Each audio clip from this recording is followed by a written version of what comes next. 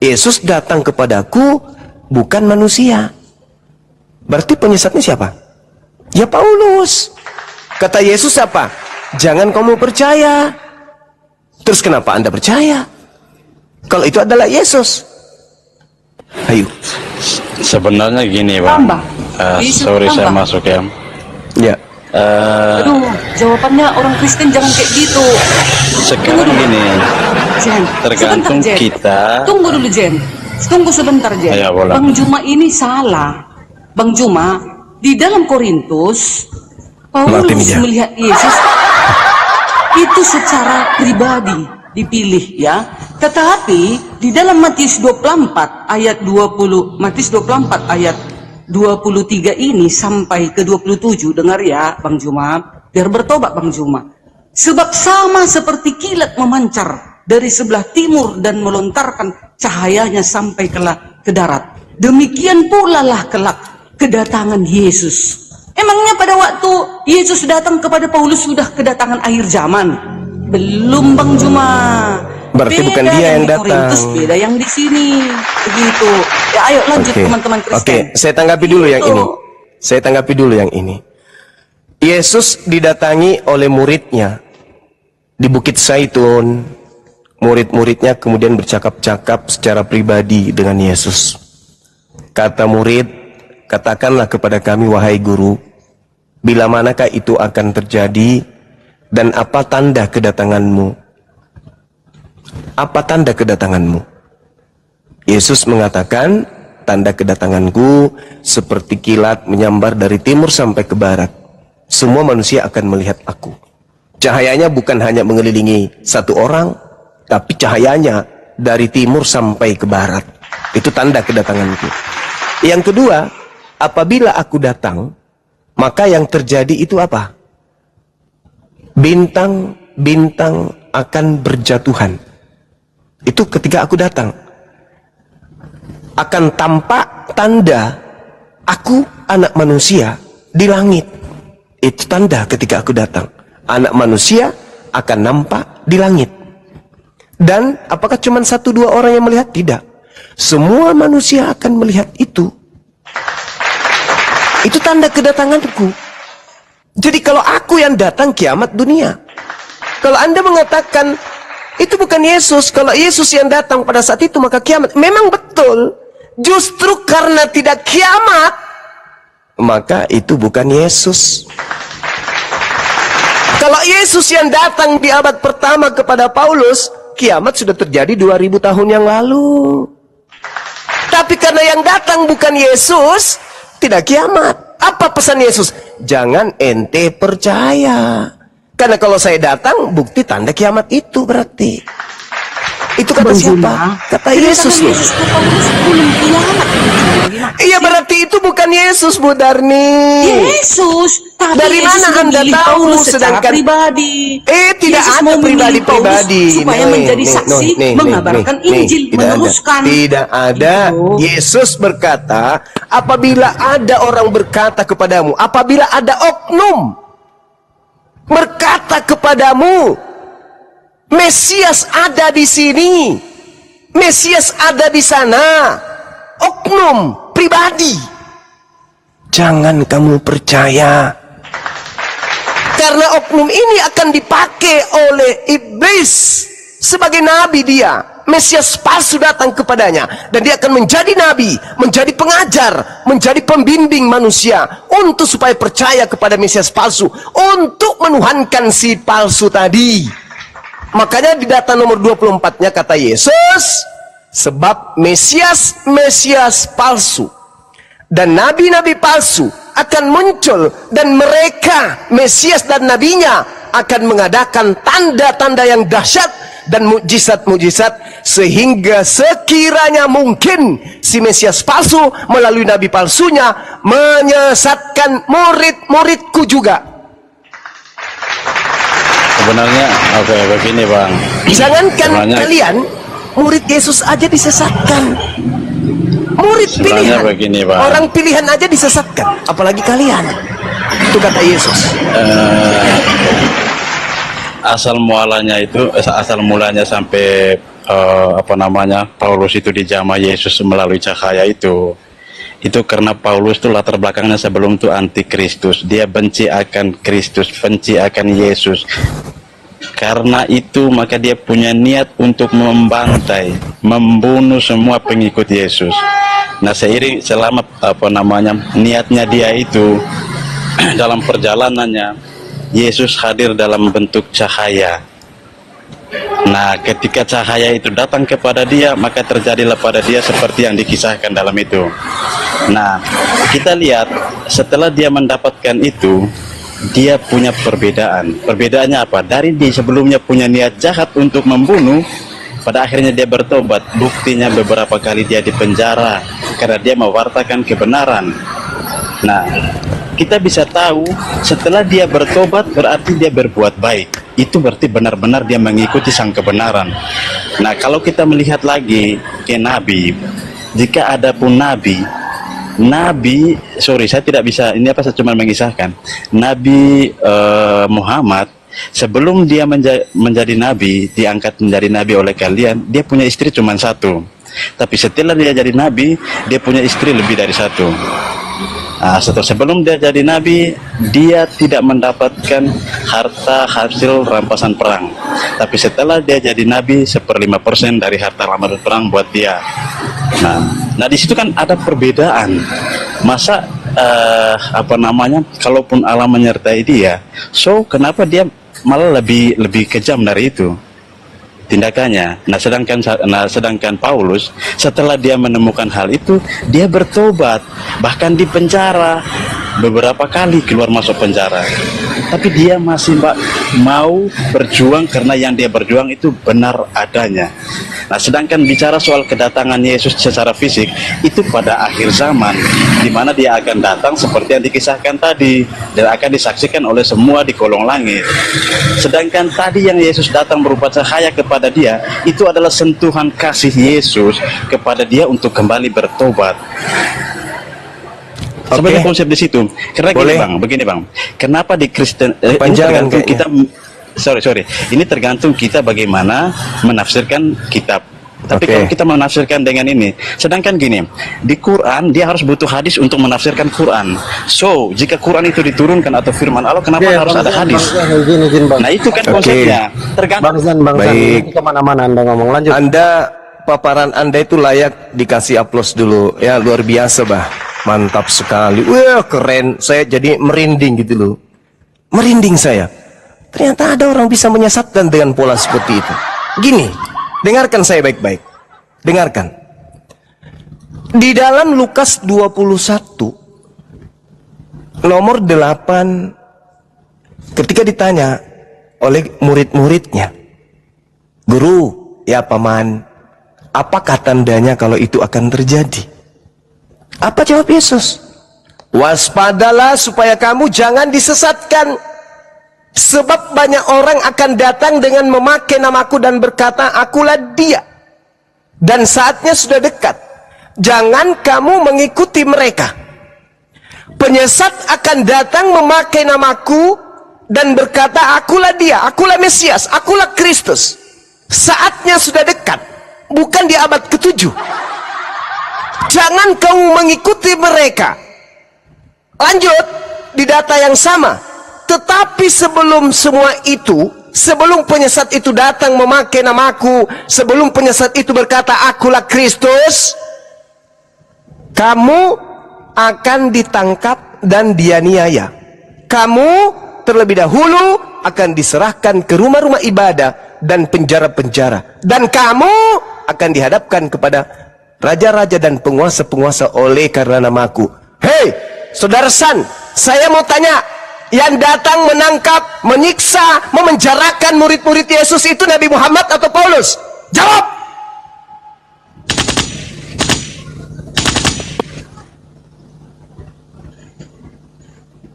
Yang menangkap apa?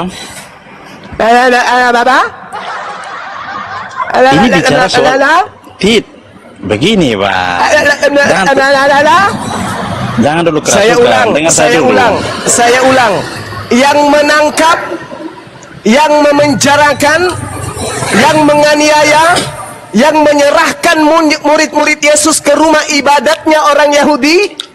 Nabi Muhammad atau Paulus? Jawab. Apakah mereka sudah hadir setelah ada Yesus? Jangan dulu kerasukan. Yang kedua itu jangan kerasukan dulu. Yesus berkata kepada muridnya ketika ditanya, Guru, bila manakah itu terjadi? Dan apakah tandanya kalau itu terjadi? Ditanya oleh si murid yang ada di depannya. Angkatan pertama, abad pertama, antara tahun 30 sampai tahun 33, Cak Ayu. Ditanya, apa tandanya? Kata Yesus, waspadalah supaya kamu angkatan pertama yang hidup di abad pertama yang ada di depanku yang lagi bertanya ini, supaya kamu jangan disesatkan, sebab banyak orang akan datang dengan memakai namaku dan berkata akulah Kristus, dan saatnya sudah dekat, jangan kamu mengikuti mereka. Tetapi sebelum itu terjadi, sebelum penyesat itu datang memakai namaku dan berkata akulah Kristus, kamu semuanya akan ditangkap dan dianiaya. Kamu akan diserahkan ke rumah-rumah ibadat dan penjara-penjara, dan kamu akan dihadapkan kepada raja-raja dan penguasa-penguasa karena namaku. Pertanyaan saya, yang datang menganiaya, menangkap, memenjarakan murid-murid Yesus, yang menghadapkan murid Yesus pada raja-raja dan penguasa-penguasa kala itu, Paulus atau nabiku Nabi Muhammad sallallahu alaihi wasallam? Jawab. Yang menangkap, oke. Yang menangkap dan menganiaya Yesus itu adalah kaum yang punya nabi palsu. Ya, kamu turun. Yang mengatasnamakan. Kamu turun. Cari pendeta, turunkan celananya, celop, jilat tanganmu. Pendeta sudah berhasil menipu kamu. Iblis sudah berhasil menyesatkan kamu. Ini jelas. Yesus ditanya, tandanya apa, Guru? Waspadalah, supaya kamu jangan disesatkan. Sebab banyak orang akan datang memakai namaku. Akulah dia, dan berkata akulah dia. Saatnya sudah dekat, bukan ratusan tahun. Saatnya sudah dekat. Dan tandanya, kalian ditangkap, kalian dianiaya, kalian disesah, kalian dipenjarakan, kalian dihadapkan kepada raja-raja, penguasa-penguasa karena namaku. Itu dilakukan oleh siapa, Cak Ayu? Nabiku, Nabi Muhammad gitu, hidup di abad pertama. Nabi Muhammad pergi ke sana, ngaku-ngaku, aku bertemu dengan Yesus di padang Gerena. Nabiku yang lakukan itu. Lalu nabiku mengaku-ngaku bertemu dengan Yesus di dalam bilik penjara. Hah? Aku jawab, Bang Juma. Ya, silakan. Siapa yang menganiaya murid Yesus, Nabi Muhammad atau Paulus? Silakan. Ya. Kalau di dalam Lukas 21 ayat 8 itu,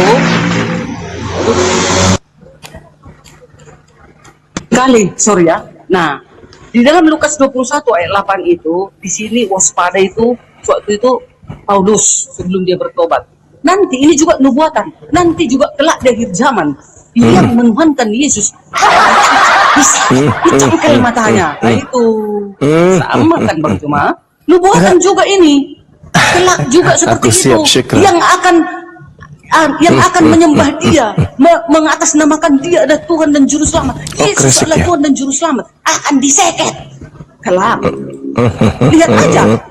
Lihat aja, sebentar lagi kami akan digeruduk, dipenjarakan. Ya enggak? Perasaan yang datang menghancurkan Nusantara ini dari pihak kalian yang mengaku-ngaku bertemu Yesus lah segala macam. Nanti di Indonesia merdeka oleh perjuangan kalimat la ilaha illallah, hidup tenang, baru kalian merasa kami sebentar lagi akan alamak. 300 tahun bukan waktu yang singkat. 350 tahun orang-orang yang mengaku pengikut Kristus melakukan pembunuhan, penjarahan dan seterusnya. Semua kemaksiatan dilakukan di Nusantara ini oleh mereka yang mengaku pengikut Kristus. Jangan Anda mutarbalikkan fakta. Sebentar lagi apa? Sebentar lagi kalau kalian mayoritas, kalian lumat kami. Itu faktanya. Untung kalian minoritas, janganlah terlalu pongan dengan itu. Sejarah menuliskan orang-orang yang mengaku ajaran kasih ya, mengaku anak-anak Tuhan datang ke Nusantara ini merampok, merampas, menjajah, menganiaya, memperbudak, memperkaos dan seterusnya. Itu kerjaan kalian. Kalian tenang-tenang ini karena kami mayoritas. Coba kalian ini yang mayoritas, hancurlah kami ini. Hancur sehancur-hancurnya. Jadi Lukas 21 nomor 8 itu cerita yang Yesus ditanyai. Jangan tafsir bebas. Dan murid-murid bertanya kepada Yesus. Apakah yang bertanya kepada Yesus ini orang yang hidup di zaman sekarang? Bukan. Lalu kenapa ditafsir seenak perut? Akhir zaman. Ini bukan berbicara mengenai akhir zaman. Yesus berkata, saatnya sudah dekat. Alamak. Yesusnya berkata saatnya sudah dekat, bukan berbicara akhir zaman. Bukan. Iya Bang Juma, di Lukas 21 ayat 8 ini pada saat itu memang Paulus sebelum dia bertobat, dia yang menganiaya, ya, menganiaya murid-murid itu. Tapi setelah dia bertobat, dia menjadi saksi, menjadi penginjil bagi Yesus, jadi rasul. Nanti juga kelak di akhir zaman, seperti sekarang ini, yang siapa yang menuhankan Yesus akan di. Baik. Anda mengatakan bertobat. Baik, saya kasih data Matius 12 nomor 38 sampai nomor 45. Pada waktu itu berkatalah ahli Taurat dan orang Farisi kepada Yesus, "Guru, kami ingin melihat satu tanda daripadamu." Yesus mengatakan, "Angkatan jahat ini minta satu tanda." Angkatan jahat loh, kata Yesus. Angkatan jahat, kata Yesus, bertaubat, lalu kemudian iblis yang ada di dalam dirinya keluar. Iblisnya setelah keluar, dia mengajak 7 iblis lain masuk ke dalam orang Farisi yang bertobat tadi. Apa yang terjadi? Orang yang tadinya bertobat, keadaannya jauh lebih buruk dari keadaannya semula. Demikian juga akan berlaku atas angkatan jahat ini. Itu kata Yesus. Maka muncul pertanyaan, orang Farisi yang pernah bertobat, lalu kejahatannya menjadi-jadi, itu siapa? Siapa seangkatan Yesus yang orang Farisi yang ngaku bertobat? Setelah bertobat ternyata dia jauh lebih jahat daripada semula.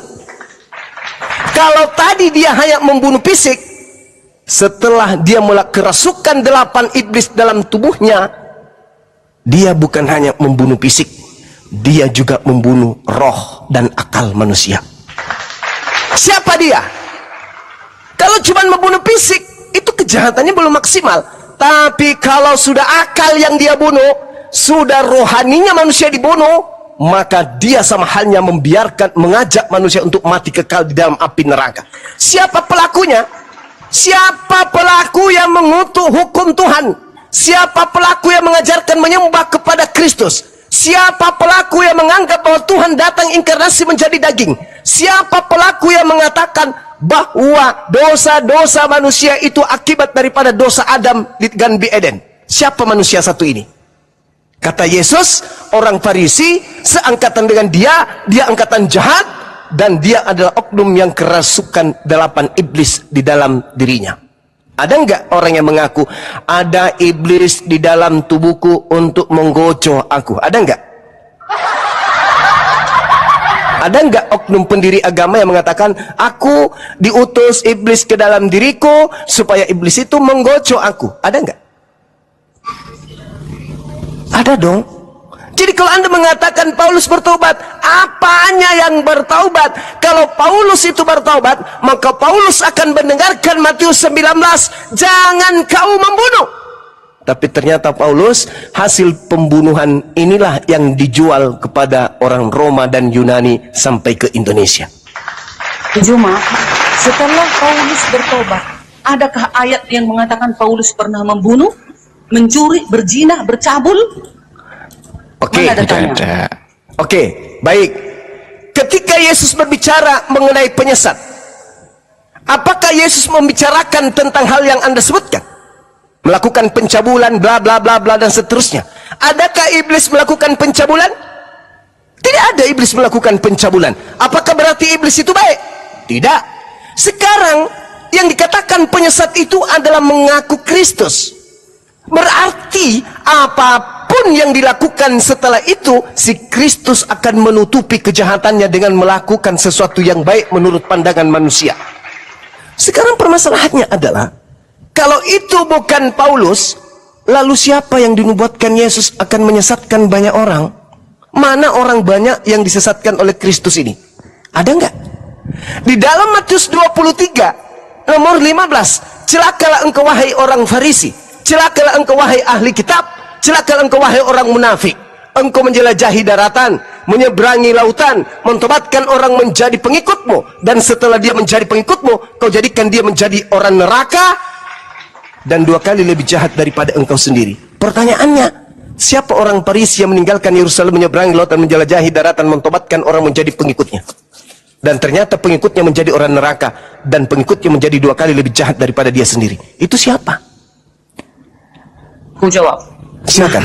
Bang Juma kan mengatakan, selalu teman-teman apologet Islam mengatakan bahwasanya itu adalah Paulus menyesatkan. Lalu Sementara siapa? di dalam Alkitab itu, dari buahnya lah engkau mengetahui bahwa Bagus. Nabi itu adalah penyesat. Lihat, di dalam, dengar ya, di dalam 1 Korintus 13 ayat 13, demikianlah tinggal ketika hal itu, yaitu iman, pengharapan, dan kasih, tetapi yang paling besar di antaranya ialah kasih. 1 Korintus 9 ayat 7, namun aku melatih tubuhku dan menguasainya supaya sesudah memberitakan Injil kepada orang lain, jangan aku sendiri ditolak.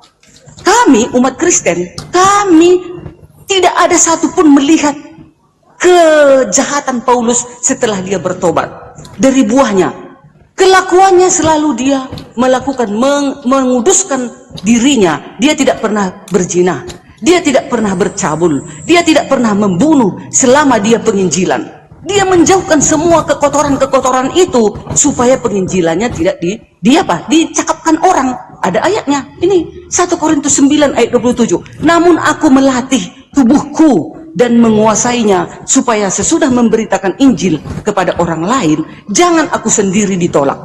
Gak ada pernah Paulus itu bercabul, berzina, membunuh, merampok, boleh saya minta kepala orang. Gak pernah. Saya boleh setelah minta bertobat.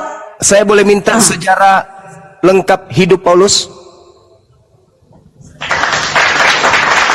supaya mulut saudari saya yang berkata dia tidak pernah ini, tidak pernah itu, apakah Anda pernah membaca sejarah hidupnya secara lengkap? Enggak, saya tanya dulu. Rasul Paulus merupakan keturunan Yahudi dan saya Romawi. minta Paulus lahir di Tarsus. Kitab apa yang menceritakan sejarah hidup lengkapnya Paulus dari nol sampai dia meninggal dunia? Silsilah Paulus, Kisah Para Rasul 22 ayat 1. Nama bapaknya Rasul siapa? Paulus merupakan keturunan Yahudi dan Nama Romawi. bapaknya siapa, Bang? Paulus lahir di Tarsus. Iya, nama Kilikia. bapaknya siapa? Sekarang di Turki, dari keluarga Yahudi. Ia mengaku Nama berasal dari bapaknya suku siapa? Benjamin. Tunggu dulu, Bang. Sementara itu Paulus juga memiliki keluarga negaraan Romawi. Ya, saya Paulus tanya dilahirkan sejarah hidupnya. dengan nama Saulusus. Ia dilahirkan sejarah di kota hidupnya, Tarsus. sejarah hidup, Dengar dulu, Bang sejarah Juma. hidup di Kilikia lengkapnya. sekitar tahun 1 sampai 5 setelah Masehi di provinsi Tenggara Tarsus, Turki. Paulus dididik dengan di bawah pimpinan Gamaliel. Sejarah lengkap hidup dia secara pribadi ada enggak? Itu Kitab yang apa? saya dapat. Enggak, kitab Itu apa saya yang tahu. menceritakan? Enggak ada dibikin sejarahnya Paulus pernah berzina, Paulus pernah merampok setelah bertobat. Enggak, Setelah yang bertobat. saya tanya, ada enggak buku yang menceritakan perilaku Paulus secara lengkap? Sekarang Bang Juma jelaskan. Aku sudah kubacakan tadi. Enggak, Itu saya saja tanya. silsilah. Iya, Yang saya tahu. juga bisa mengatakan bahwa si Fulan tidak pernah begini, tidak pernah begitu ya, karena saya tidak pernah membaca dan tidak pernah tahu sejarah hidupnya. Sekarang Bu Darni tahu nggak sejarah hidup Paulus dari nol sampai dia meninggal? Nah, dia setelah bertobat, kita Enggak, yang saya kembali tanya, kepada yang saya kejahatannya tanya, dong. apakah saudara tahu sejarah hidup Paulus ngapain aja sejak dia lahir sampai dia meninggal? Iya, sejarahnya dia dulunya menganiaya Itu yang umat-umat muncul Yesus. di Bible. Yang saya tanya, ada Ya, nggak kitab ya sudah, yang setelah bertobat sama. Kalaulah eceknya orang Kristen menjadi mualaf, dia kejahatannya di dahulu banyak, tapi setelah menjadi mualaf, apa kalian hitungkan kejahatan yang lalu? Kan enggak, lahir kembali kan? Yang saya Suci. tanya, Anda kan dengan Paulus mengatakan juga dengan begitu, Bang sombongnya, dia tidak mencabul, dia tidak membunuh, dia tidak Mana merampok. dalilnya dia bercabul? Nah, sekarang tunjukkan dulu sejarah hidupnya lengkap, baru Anda mengatakan tidak ada. Kalau sejarah hidupnya Itu ada mas- nggak ada? Aduh, bagaimana ceritanya Anda mengambil kesimpulan, sedangkan tidak ada sejarah hidupnya? Ayo. Kan sejarah hidupnya dulunya dia menganiaya umat Ya, Yesus. mana Jahat. kitab apa? Kitab Kejahatannya apa? ada. Kitab Kan apa gitu. yang bisa saya baca pada saat dia usia 1 tahun, Silsilah 2 Kisah tahun, Para Rasul 22 3 ayat tahun, 4 tahun, 5 tahun, 10 tahun, 12 tahun, 15 tahun, ngapain aja dia? Ada Kalau yang nggak? seperti itu ya enggak ada. Nggak ada. Tidak ada. 1 tahun sampai wafatnya gitu, Tidak detail ada. gitu enggak ada. Nggak ada. Terus apa alasan Anda mengatakan dia adalah orang suci? Ya, dia sudah bertobat dari kejahatannya. Kita kan menilai dari pertobatan. Gimana Sekarang apakah Anda mau membantah ucapan Yesus, barang siapa yang meniadakan hukum Taurat lalu mengajarkan kepada orang lain, maka dia akan menempati tempat terendah, terhina dalam kerajaan langit. Yes. Siapa pelakunya? Paulus, Galatia Paulus. 3 ayat 24, Paulus Paulus berkata, itu.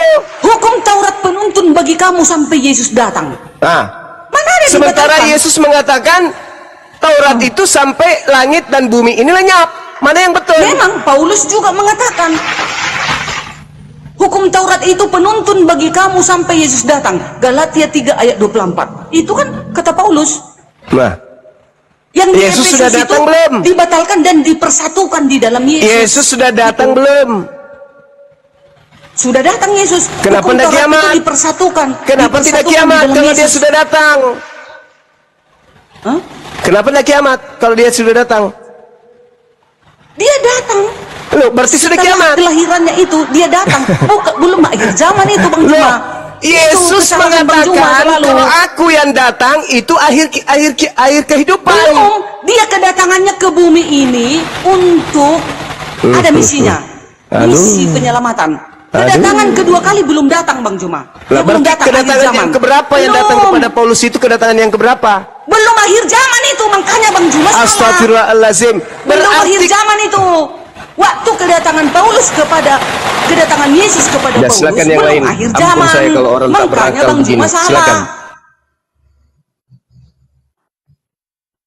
Kedatangan Yesus Budarni, kepada Budarni. Paulus belum akhir zaman. Nanti belum datang Yesus, akhir zaman belum datang. Di situ baru makanya orang Kristen menunggu kedatangannya yang kedua kali. Belum akhir zaman kedatangannya kepada Paulus. Hanya Yesus memilih.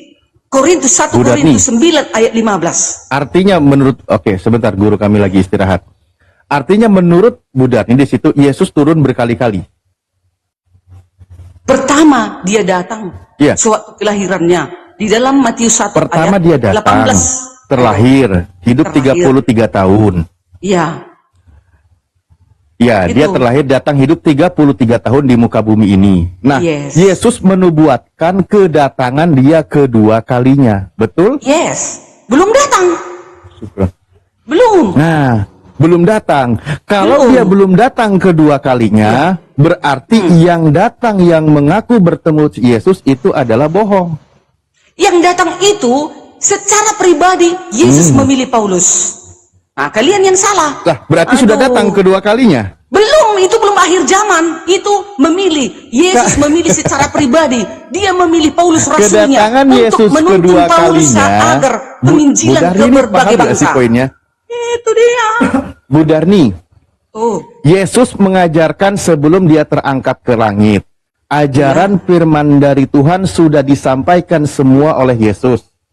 Sudah diterima oleh murid-murid Yesus. Dan murid Yesus otomatis mestinya mengamalkan, mengajarkan apa yang diajarkan oleh Yesus. Firman Tuhan sudah selesai, sudah tuntas, sudah disampaikan semua oleh Yesus. Berdasarkan pernyataan Yesus di Yohanes 17 nomor 8. Setelah itu, Yesus mewanti-wanti tentang Mesias palsu. Mewanti-wanti. Karena apa? Karena nanti akan datang Mesias palsu memakai nama Yesus. Yesus nanti datang kedua kalinya disertai dengan tanda kilat memancar dari timur ke barat dan seterusnya. Itu kedatangan Yesus kedua kali. Kalau ada yang mengaku bertemu Yesus selain tanda itu, pesan Yesus jangan percaya. Maka pertanyaannya, di sela-sela di momen sebelum datangnya Yesus sesuai dengan tanda yang dia jelaskan di Matius 24 tadi, ada nggak yang mengaku bertemu dengan Yesus? Mengaku sebagai Yesus? ya.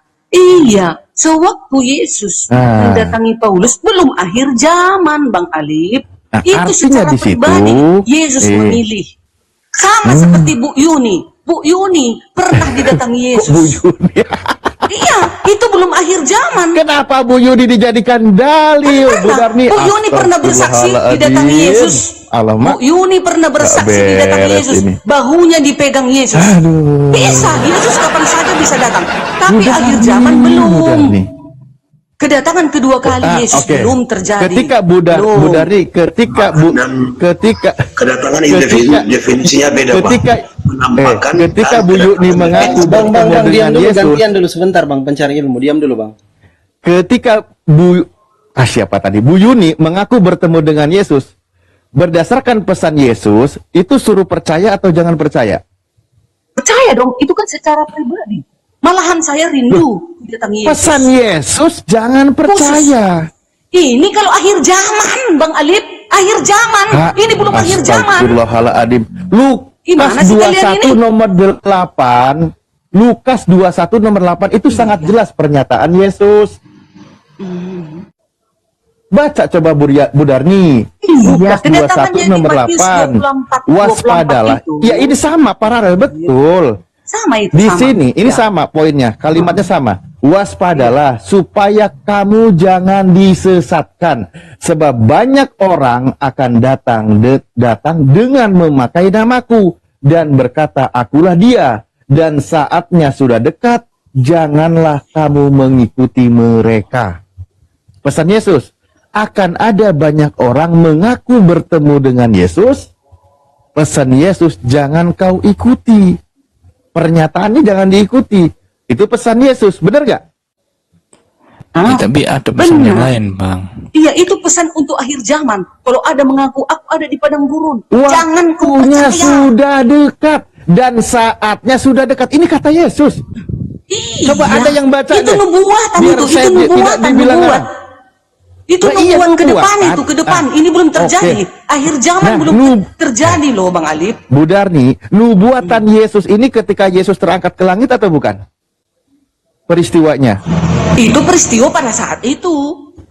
Peristiwa Yesus sebelum terangkat ke langit, dia berpesan ketika nanti dia pergi terangkat ke langit, maka dia berpesan nanti akan ada orang yang mengaku sebagai Yesus dan mengaku bertemu Yesus. Benar nggak kayak gitu poinnya? Dia mengatakan itu nanti kelak di akhir zaman. Kalau ada orang mengaku Saatnya aku sudah ada di sini, dekat. jangan kau Ini percaya. ini sudah Kedatangan akhir Yesus zaman kepada atau belum? Paulus belum akhir Bu zaman. Darni, Bu Darni, ini sudah akhir zaman atau belum? Belum dong, belum. Ini sudah masuk zaman akhir, Bu Darni. Masuk zaman, masuknya iya. Tapi kedatangan yang kedua kali belum terjadi. Kita belum tahu. Lah, itu Kita nggak dia tahu kapan Yesus kedatangan datang. Bisa dia datang jam 3 malam, bener-bener. bisa dia datang seperti pencuri. Kita nggak tahu. Lah, pesan Yesus, kalau ada yang mengaku bertemu dengan Yesus, jangan percaya. Anda setuju atau tidak? Setuju, Setuju. setuju. Kelak di akhir Setuju. zaman ya, untuk akhir zaman ya. Nanti kedatangannya yang kedua kali. Maksudnya di sini di ayat Matius 24 ayat 23 sampai 27 ini Kalau begitu, mengarahkan ke kalau kedatangannya begitu- yang kedua kali. Kalau begitu berarti Yesus datang berkali-kali. Ya, suka hatinya bisa datang ke setiap Iya. manusia secara pribadi, tetapi secara global belum. Ya kalau Akhir sudah zaman main suka itu hatinya ya semua repot. mata memandang Padahal seluruh Yesus bangsa, itu akan seluruh pergi. bangsa. Ini kan enggak Setelah loh, Yesus kalian ini. pergi, itu yang kesalahan akan kalian datang satu itu salah. bukan Yesus. Itu pengakuan Yesus. Oke, Ustaz Alif, izin, Ibu Darni mungkin bisa gantian ya, Bu Darni ya, sabar ya, Ibu Darni. Ya, ini buat, Silakan, buat, silakan. Ya, buat minum kopi dulu menguatkan sampai pernyataan masuk. Bu Darni. Ya, silakan Bang Admin sama pencari ilmu mungkin. Ya, bisa. gini. Jadi ada juga perkataan Yesus yang lain di Yohanes 14:21. Yesus sendiri yang mengatakan, aku akan mengasihi dia dan menyatakan diriku kepadanya. Jadi apa yang dialami oleh Paulus dari sudut pandang kekristenan itu bukan kedatangan kedua, melainkan penyataan secara pribadi atau secara rohani. Lagian peristiwanya kan juga berbeda. Yang dilihat itu saya, Gurunda masuk Gurunda. Iya. sementara Gini yang dulu, saudara. Yesus ketika ditanya, apa tanda kedatanganmu? kilat Boleh enggak? muncul. Boleh enggak saudara menjawab saya, tanda kedatangan Yesus itu apa saja? Menurut Matius 24.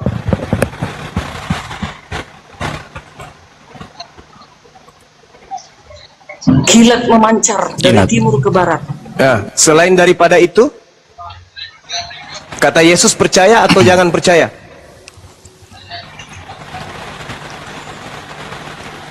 Ini Ya, jangan jangan percaya. percaya. Ya, jangan percaya. Udah selesai.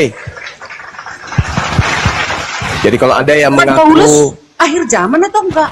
Kedatangan Loh. kedua kan enggak? Bang Juma? tanda Yesus itu tidak ada akhir zaman ataupun bukan akhir zaman.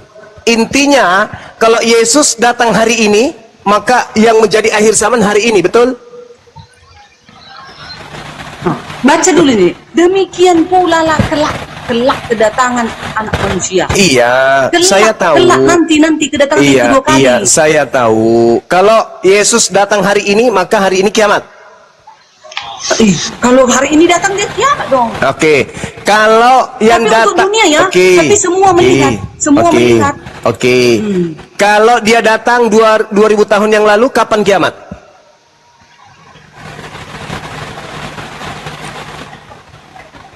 Itu belum kiamat kedatangannya. Enggak, saya tanya, Pertama. kalau Yesus yang datang 2000 tahun yang lalu, kapan kiamat?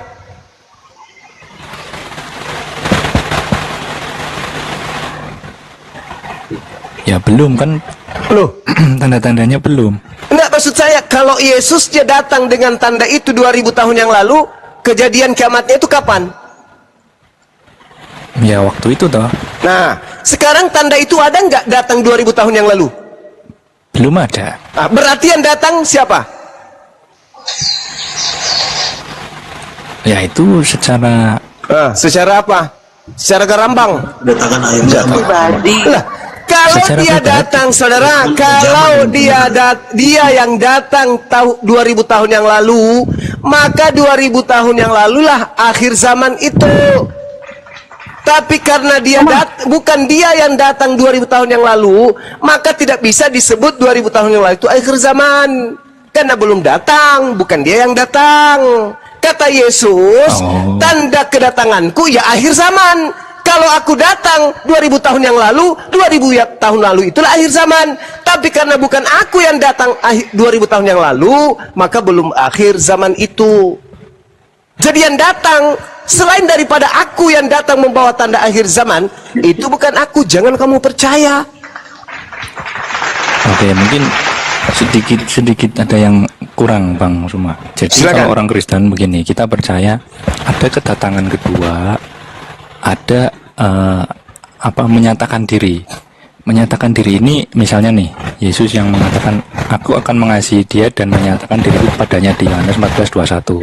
Atau Yesus berkata, 2-3 orang berkumpul dalam namaku, aku ada di tengah-tengah mereka.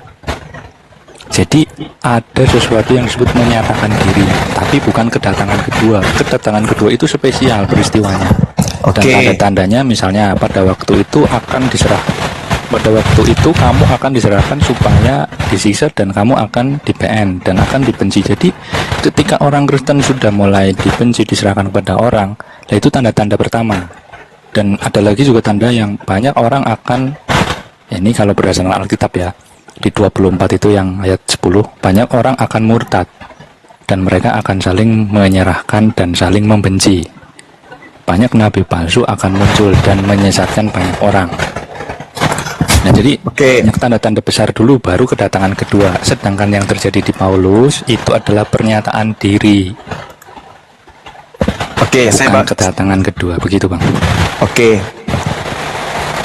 Jadi kalau Anda melihat ya, di dalam pengajaran Yesus di Yohanes 3, barang siapa yang percaya, barang siapa mengasihi aku dan Bapa akan berada di dalam dia. Barang siapa tidak percaya, akan terjadi sebaliknya. Kan begitu? Nah, kemudian barang siapa yang percaya kepada anak, percaya kepada Bapa.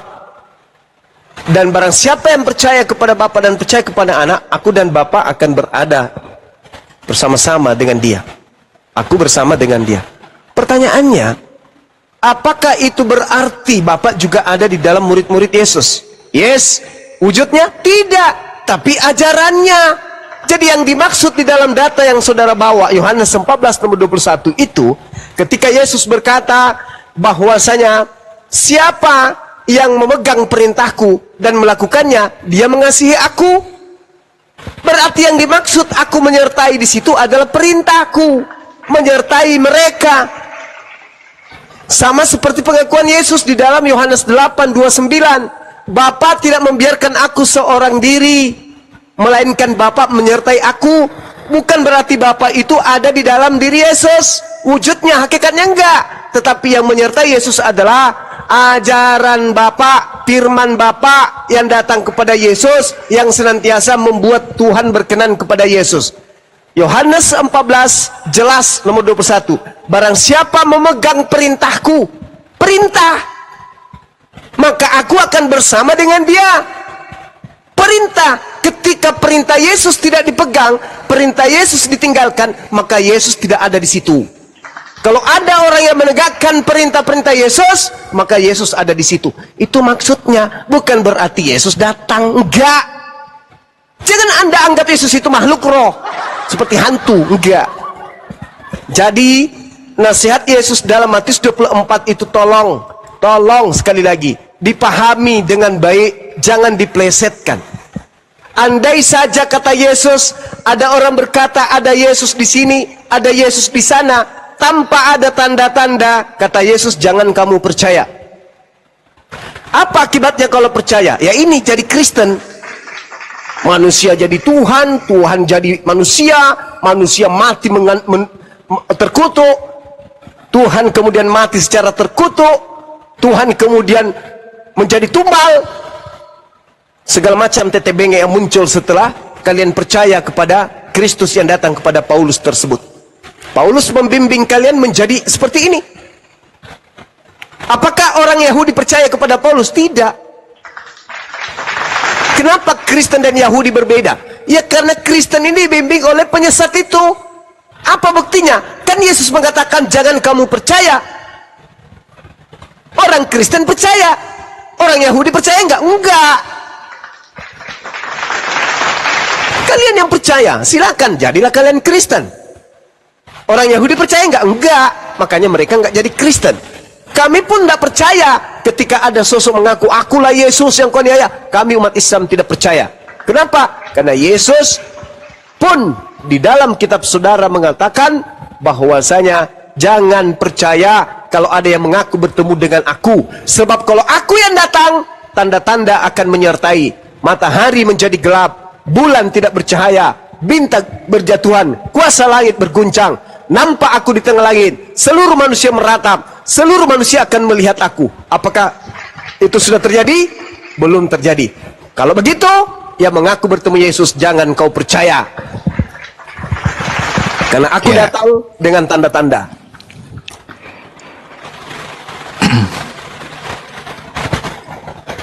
Nyambung semua. Ini saya tegaskan lagi. Jadi memang di kekristenan kita ini diajarkan ya bahwa tentang kedatangan Yesus mengajarkan bahwa ada dua, yaitu penyataan pribadi, kedatangan secara pribadi atau rohani. Itu kejadiannya dari dulu sampai sekarang, lewat doa, lewat ibadah, dan lewat Roh Kudus. Yang kedua adalah kedatangan kedua itu di masa depan dan secara fisik, global atau apa ya istilahnya final lah. Nah untuk memperkuat itu tuh ya ada beberapa pernyataan Yesus juga. Misalnya nih pengajaran Yesus tentang penyataan dirinya yang terjadi setiap saat, setiap waktu. Misalnya di Matius 18:20. Sebab yang tadi saya baca, di mana 2 atau 3 orang berkumpul dalam namaku, di situ aku ada di tengah-tengah mereka. Ini pernyataan diri Yesus sendiri secara rohani. Kalau orang Kristen sekarang ya bimbing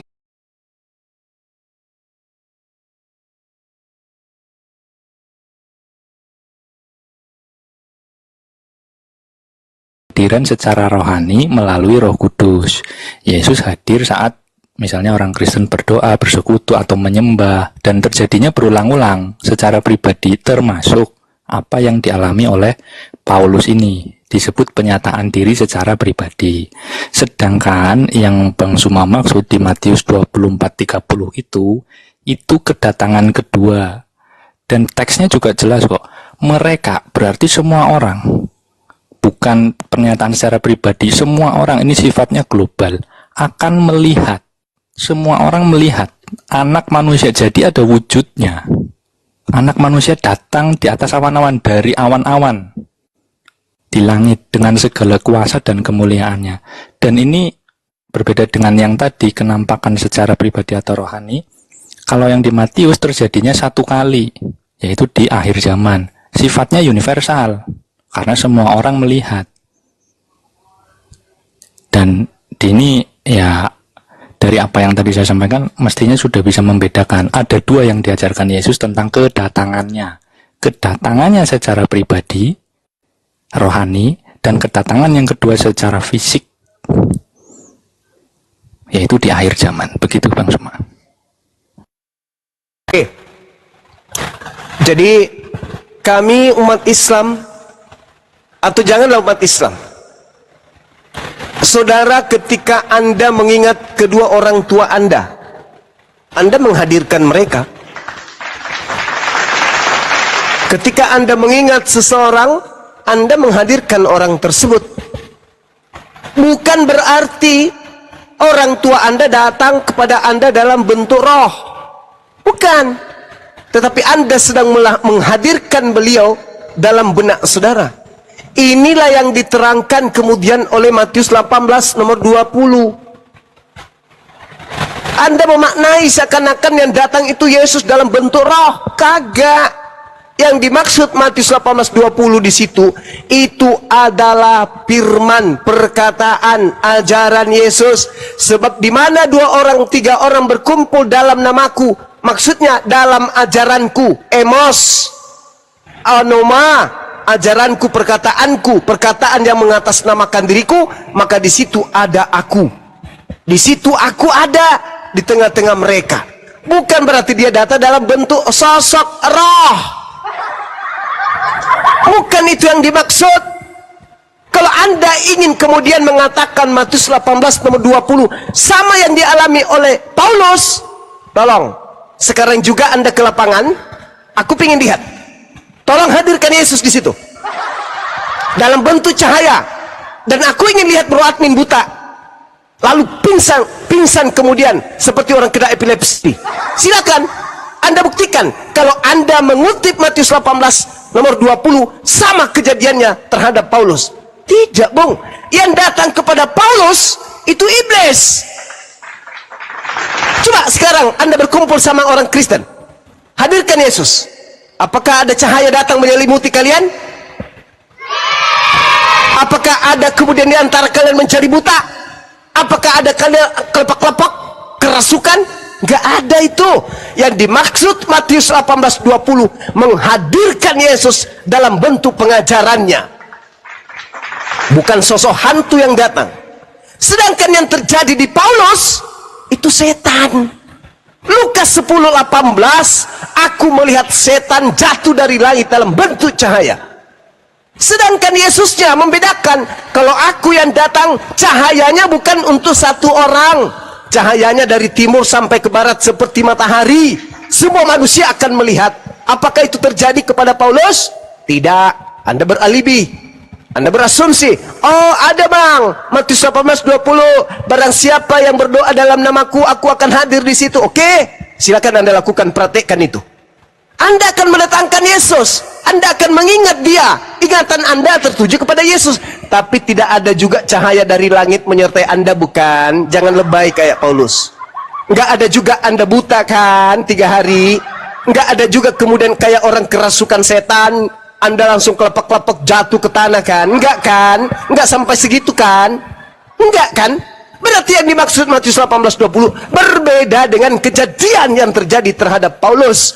Yang terjadi terhadap Paulus itu, itulah yang dikatakan oleh Yesus. Apabila ada orang berkata, bertemu dengan aku, jangan kamu percaya. Sekarang kalau Anda masuk ke gereja atau masuk ke dalam bilik Anda, habis itu Anda keluar, Paman, ya, aku tadi bertemu dengan Yesus loh. Yang kami tahu, Anda bertemu dalam bentuk Anda mendatangkan dia dalam pikiran saudara.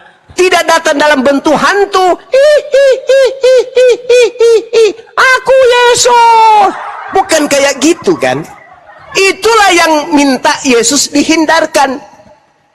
Supaya jangan kemudian mengajarkan kepada orang lain bertemu Yesus di padang gurun. Dan kalau ada yang mengaku itu, kata Yesus, jangan kau percaya. Jangankan ente sebagai Kristen, kami umat Islam ketika kami beriman kepada Nabi Isa, benak kami kemudian bersalawat, mengucapkan pemberkatan kepada beliau, ingatan kami tertuju kepada dia, dan dia pasti juga akan mengetahui bahwasanya orang-orang sebelumku juga akan memuliakan aku. Orang-orang setelahku maksudnya akan memuliakan aku. Karena siapa? Karena roh kebenaran akan mengajarkan mereka untuk memuliakan aku. Itu real di dalam kitab saudara. Jadi kalau Anda mengatakan sama dengan Paulus mengingat Yesus, berdua berbicara dalam nama Yesus sehingga Yesus, oh salah Anda, nggak nyambung. Yang dimaksud Yesus bukan itu. Yang dimaksud itu bukan itu yang dimaksud Yesus. Kami pun bisa menghadirkan Yesus dalam pikiran kami. Yesus seorang nabi, membangkitkan orang mati ketika dia di tengah-tengah Bani Israel. Iya, tergambar itu. Ajaran Yesus itu tergambar. Tapi kalau saya mengatakan, aku ketemu dengan Yesus ketika aku lagi mancing di sungai, Yesus datang dalam bentuk cahaya dan berkata, akulah Yesus yang kau aniaya. Itu beda, saudara. Itulah yang harus dihindarkan. Kenapa Anda nggak percaya kepada Yesus ketika Yesus menasihati? Jadi apabila ada orang berkata ada Yesus di sini, ada Yesus di sana, jangan kamu percaya. Apabila ada orang berkata ada Mesias di padang gurun, ada Mesias dalam bilik rahasia, jangan kamu percaya. Sebab dijawab oleh Yesus, Yesus palsu, Kristus palsu akan bermunculan dan akan melakukan trik penyesatan berupa mukjizat sekiranya mungkin menyesatkan banyak orang. Itu loh. Oke Bang Suma, gini Bang Suma, silakan. lagi. Ya enggak apa-apa lah, memang yang diajarkan di kekristenan itu begitu, kedatangannya ada dua. Nah sekarang saya mau membuktikan pernyataan Bang Suma. Yesus kan tadi mengatakan, Yesus kan mengatakan pada waktu itu jika orang berkata kepada kamu, lihat Mesias ada di sini atau Mesias ada di sana, jangan kamu percaya. Itu perintah Yesus, dan saya yakin itu juga menurut Bang Suma perintah Nabi Isa. Nah pertanyaan saya, bagaimana kemudian Bang Suma misalnya begini, mohon maaf nih karena Bang Suma juga Muslim ya, di Muslim kan juga diajarkan bahwa Nabi Muhammad bertemu di langit kedua. Bagaimana Bang Suma kemudian malah bisa percaya begitu, padahal perintahnya jelas pada waktu itu jika orang berkata kepada kamu, lihat Mesias ada di sini, Mesias ada di sana, jangan kamu percaya. Bagaimana Bang Suma kemudian bisa percaya? Silakan. Oke. Sebenarnya begini, saudara bro admin, kalau Anda pernah belajar tentang Bible, mengikuti saya yang belajar Bible, Matius 24 nomor 23 itu tidak ada kata lihat di situ, Bung. Itu penambahan Lembaga Bible Indonesia. Sedangkan kalau Anda melihat aslinya, di situ hanya tertulis pada waktu itu jika ada orang berkata kepada kamu, Mesias ada di sini, Mesias ada di sana, jangan kamu percaya. Nah, sekarang kamu di situ siapa?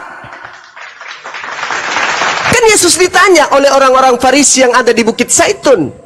Apakah orang-orang Farisi, apakah murid-murid Yesus yang ada di Bukit Zaitun datang kepada Nabi Muhammad? Atau Nabi Muhammad datang kepada mereka yang hidup di abad pertama di Bukit Zaitun? Jadi nggak nyambung. Yesus sedang menasehati muridnya Bani Israel, jangan kemana-mana kawan. Yesus sedang ditanya oleh manusia yang hidup abad pertama. Bagaimana mungkin Nabi Muhammad datang ke sono, bertanya, mengatakan kepada orang yang ada di Bukit Zaitun itu, murid Yesus, iya paman, aku bertemu dengan gurumu di langit kedua loh. Oh ya? Tidak masuk. Bukan itu yang dimaksud Yesus. Yesus ditanya sama orang Farisi, sama murid-muridnya di Bukit Zaitun, guru, apa tanda kedatanganmu? Nah, mendengarkan itu Yesus langsung bilang apa? waspada. Tuh, langsung diminta murid pertama, angkatan pertama di abad pertama di tahun 30 sampai 33 langsung diblokade oleh Yesus. Waspada. Kalian harus waspada kepada penyesat yang datang kepadamu. Penyesat yang datang kepadamu. Nabiku Nabi Muhammad tidak pernah datang kepada orang-orang yang ada di Bukit Zaitun, terlalu jauh. Anda harus bertanya, siapa oknum di luar murid Yesus yang datang kepada mereka mengaku bertemu dengan guru mereka? Paulus. Kenapa nggak nyambung? Di situ sudah sangat jelas. Jadi Paulus yang datang ke tanah Yudea, Paulus yang datang kemudian kepada orang-orang Yahudi, mengajarkan kepada mereka, aku bertemu dengan Yesus loh. Murid-murid Yesus tidak percaya karena terlanjur sakit hati, dianiaya. Kata gurunya, waspadalah kepada penyesat yang datang kepadamu dengan memakai namaku dan berkata akulah dia. Saatnya sudah dekat, jangan kamu percaya. Sebelum itu terjadi, kamu terlebih dahulu ditangkap, dianiaya, dipenjara, disesat, dihadapkan kepada raja-raja. Lalu setelah itu dia aniaya. Habis dia niaya, sang penganiaya datang. Shalom alaikum. Paulus yang telah menganiaya kami, ada apa Paulus? Aku sudah bertaubat loh. Kenapa bisa bang? Aku bertemu dengan gurumu di padang gurun. Kira-kira muridnya percaya nggak? Sedangkan mereka sebelum teraniaya sudah disampaikan, hati-hati penyesat akan datang kepadamu dengan memakai namaku. Tapi penyesatnya sebelumnya menganiaya kamu dulu. Kira-kira si murid percaya nggak? Murid, iya Paulus, aku yang menganiaya kamu, iya tahu. Terus aku ketemu dengan gurumu lo. Oh ya? Apa kata guruku? Aku ditunjuk jadi rasul. Oh gitu. Setelah kamu puas menganiaya kami, sekarang kau jadi rasul. Enak kali kau. Kami yang berdarah-darah, kami yang bersama dengannya. Kok milih kamu? Gak benar guru kami ini. Pilih kasih. Kamu yang menganiaya kami. Yes. Kamu yang memenjarakan kami. Iya. Kamu punya niatan membunuh kami. Iya. Kenapa harus milih kamu? Kenapa bukan aku aja muridnya?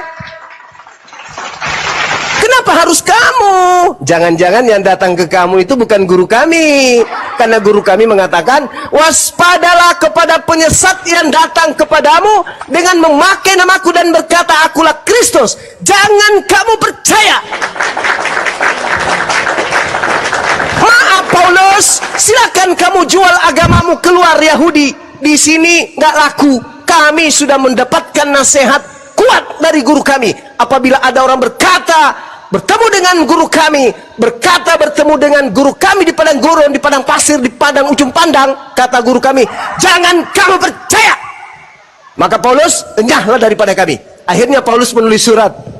Dari Paulus, Rasul Yesus Kristus yang diutus menjadi Rasul untuk orang-orang non-Yahudi.